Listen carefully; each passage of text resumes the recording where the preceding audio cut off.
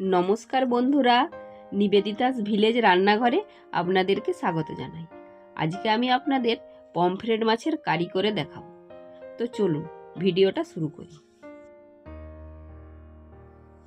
প্রথমে আমি মাছগুলোতে ছুরি দিয়ে কেটে নিয়েছি যাতে মশলাটা ভালোভাবে ঢোকে।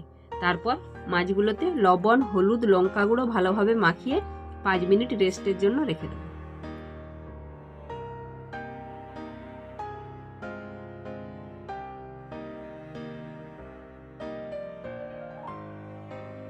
এরপর কড়াই ভালোভাবে গরম হলে মাছগুলোকে ভেজে নেব। তেলটা ভালোভাবে গরম না হলে মাছগুলো দিলে কড়াইয়ের গায়ে লেগে যেতে পারে, ওই জন্য তেলটা ভালোভাবে গরম করে নিয়ে মাছগুলো দিয়েছি। মাছগুলো আমার সব ভাজা হয়ে গেছে। ওই মাছ ভাজার তেলেই একটা তেজপাতা, একটা শুকনো লঙ্কা আর 2টি গোটা জিরে ফোড়ন দিয়ে দেবো। তারপর ফোড়নটা একটু ভাজা ভাজা হলে পেঁয়াজ কুচিগুলো দিয়ে দেবো। পেঁয়াজ কুচিগুলো দিয়ে একটু নেড়ে নেব।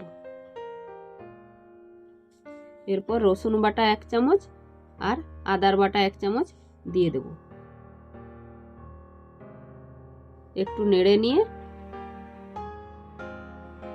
1 চামচ জিরের গুঁড়ো আর 1 চামচ হলুদের গুঁড়ো আর 1/2 চামচ লাল লঙ্কার গুঁড়ো দিয়ে দেব। আমি এখানে কালারটা আসার জন্য 1/2 চামচ কাশ্মীরি লঙ্কার গুঁড়ো দিয়েছি, এটা আপনারা নাও দিতে পারেন। এরপর সামান্য পরিমাণে একটু জল দিয়ে দেবো, দিয়ে মশলাটা ভালোভাবে কষাতে থাকবো। 2 মিনিট নাড়াচাড়া করে টমেটো কুচিটা দিয়ে দেবো। এরপর আন্দাজ মতো লবণ দিয়ে দেবো। লবণটা আপনারা আপনাদের স্বাদ অনুযায়ী দেবেন।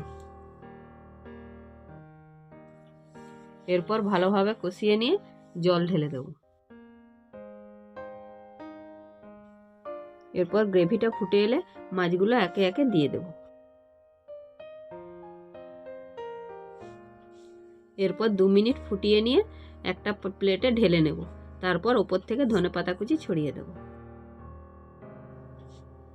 আমার পমফ্রেট কারি একদম রেডি হয়ে গেছে। তো বন্ধুরা, আমার এই রেসিপিটি কেমন লাগলো কমেন্ট করে জানাবেন। লাইক আর শেয়ার করতে ভুলবেন না। যদি রেসিপিটি ভালো লেগে থাকে তাহলে সাবস্ক্রাইব করে দেবেন।